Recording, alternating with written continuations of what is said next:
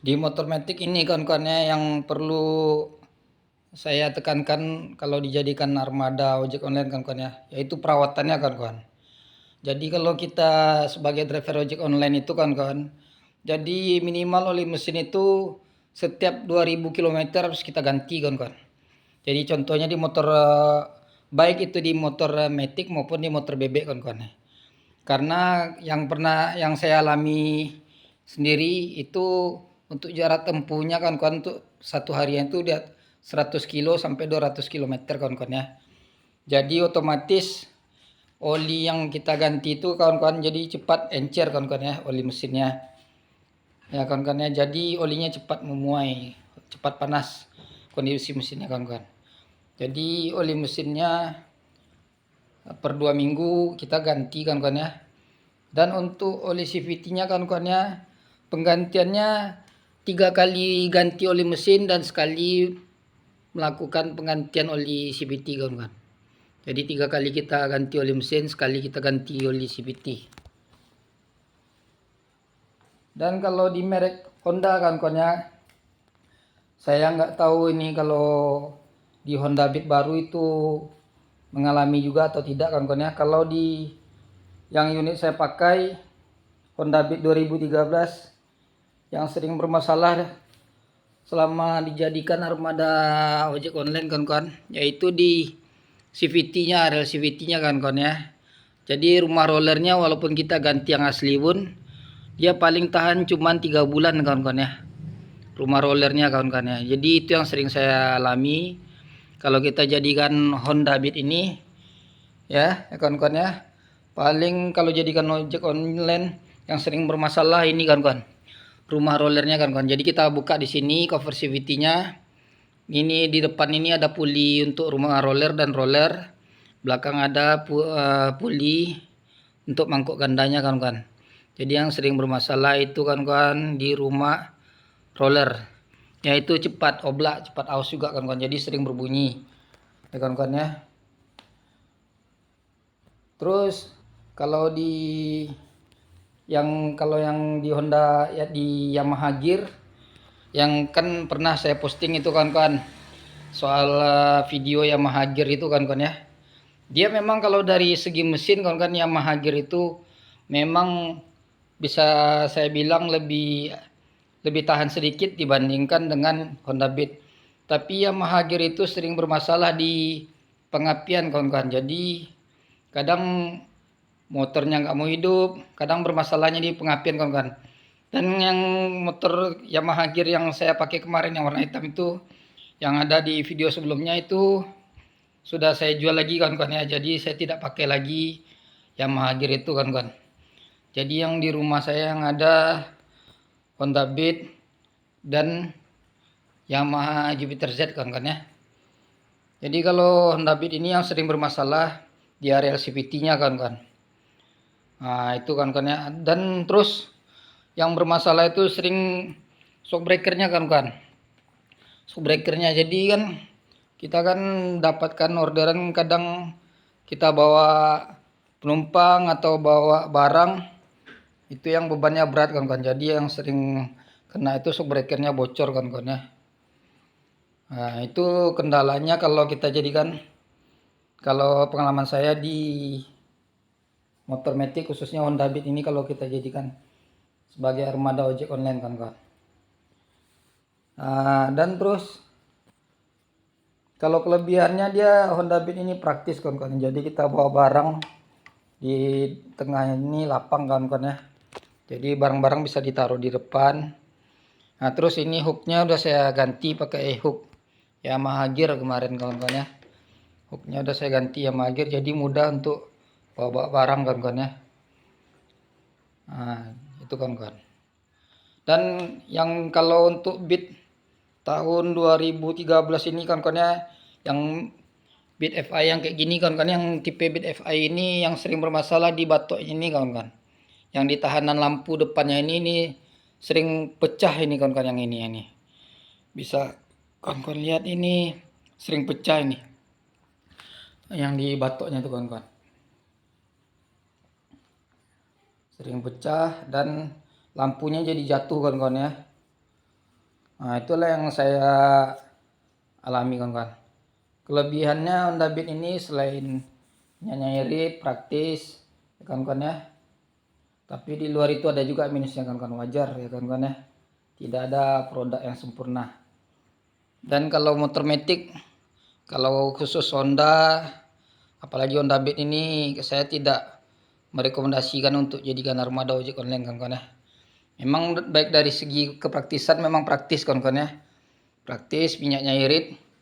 Tapi kalau di perawatannya nih, saya nggak tahu ya kawan-kawan ya. Mudah-mudahan saya salah gitu kawan-kawan ya. Kalau untuk motor metik belum ada kayaknya yang cocok, yang awet untuk jadikan armada ojek online kawan-kawan. Ya mudah-mudahan mudah-mudahan dari pendapat saya ini, pabrikan baik Honda maupun Yamaha membuat motor metik yang harganya murah, yang cocok ya, seperti Beat dan Yamaha Gear ini, tapi dengan kualitas yang baik kawan-kawan ya. Kualitas yang bisa kita jadikan sebagai armada ojek online. Karena untuk sebagai armada ojek online, motor itu harus berjalan kurang lebih 100 sampai 200 kilo tiap harinya kawan-kawan ya. Jadi mesinnya panas terus kawan-kawan. Jadi ini Honda Beat-nya tidak saya pakai lagi. Jadi saya pakai Yamaha Jupiter Z ini kawan-kawan ya. Memang Yamaha Jupiter Z ini kendalanya kawan-kawan, dia tidak praktis kawan-kawan ya. Jadi bawa barang susah kita kawan-kawan ya. Bawa barangnya cuma bisa di sini, di hook ini tengah ini, terhalang sama tebeng apa sasesan rebon yang tengah ini kawan-kawan ya. Jadi cuma bisa bawa barang ini kawan-kawan. Jadi tidak lega. Ya, tapi di balik itu semua kawan-kawan, walaupun begitu saya lebih rekom motor bebek begini untuk dijadikan sebagai armada ojek online kawan-kawan. Pertama, shock breaker belakangnya ganda di belakang. Yang kedua, minyaknya juga irit ya kawan-kawan ya. Jadi dan perawatannya tidak seperti motor metik kawan-kawan. Jadi yang saya lakukan tiap 2 minggu saya ganti oli, terus saya cek rantai, itu aja kawan-kawan ya. Jadi tidak banyak apanya kawan-kawan. Paling lampu putus bola wajar ya, karena putus bola lampu wajar. Kampas rem nanti per berapa bulan baru diganti kawan-kawan ya. Jadi perawatannya tidak sulit ya kawan-kawan ya, kalau perawatan untuk motor bebek ini dijadikan ojek online. Ya, memang kekurangannya dia tidak bisa kita bawa barang yang banyak di tengah ini kawan-kawan. Nah, tapi di balik itu semua kawan-kawannya dia termasuk unggul dibandingkan dengan motor metik. Ada juga motor-motor bebek selain yang saya pakai ini, seperti Honda Repo itu atau Super AX 125, bisa juga dijadikan sebagai saya rekom juga untuk sebagai armada ojek online kawan-kawan. Jadi tidak harus Jupiter Z ini kawan-kawan ya. Jadi ini karena saya punya Jupiter Z dan sudah saya pakai, minyaknya irit, perawatannya tidak sulit ya kawan-kawan ya. Dan sejak saya beli ini kerusakannya masih dalam kategori wajar, hal yang wajar kawan-kawan ya.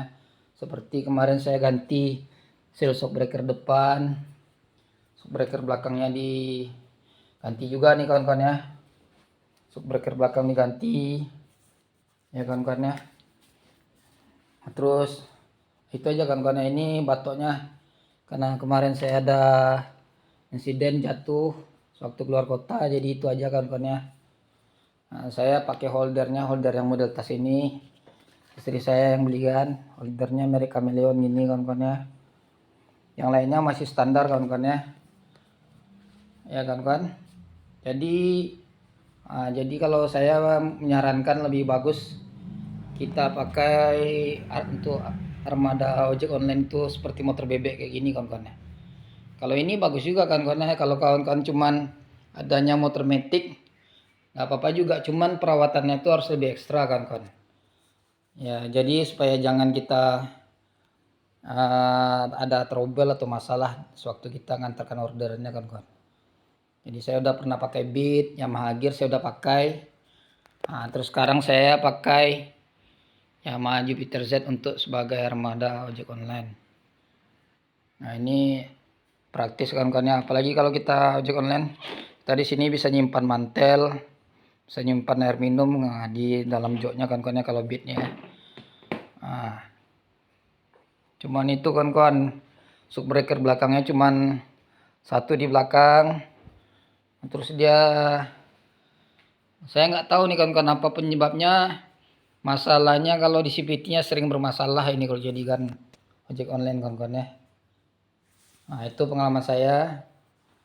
Nah, kalau kawan punya pengalaman dengan motor Beat ini yang pernah kawan-kawan jadikan ojek online, nah, bisa sharing sama saya.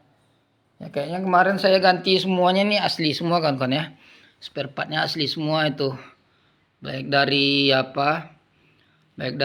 rumah roller ya kawan-kawan ya, rumah roller dan kampas gandanya itu yang asli Honda semua. Terus ini sekarang masalahnya kawan-kawan ya, Honda Beat ini dia tidak mau stabil kalau di putaran bawah kawan-kawan ya. Jadi kalau kita gas ini dia nyendat-nyendat berbet ya kawan-kawan ya.